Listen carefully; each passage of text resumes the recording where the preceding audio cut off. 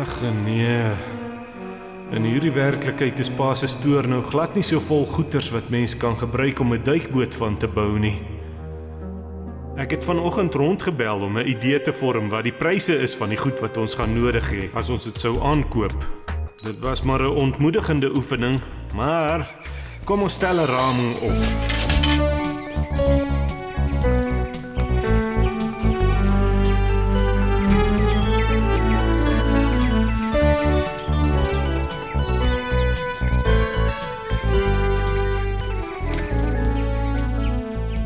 So ja, daar is ons lys van voorsiene kostes.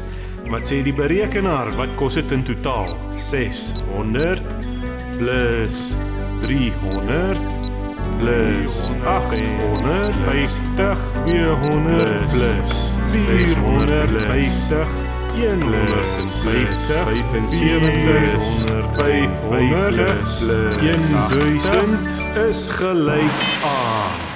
So ja, daar het ons finale raming. Sê. So ja, dis wat ons duikboot ons gaan kos. Wat dink jy van die bedragie?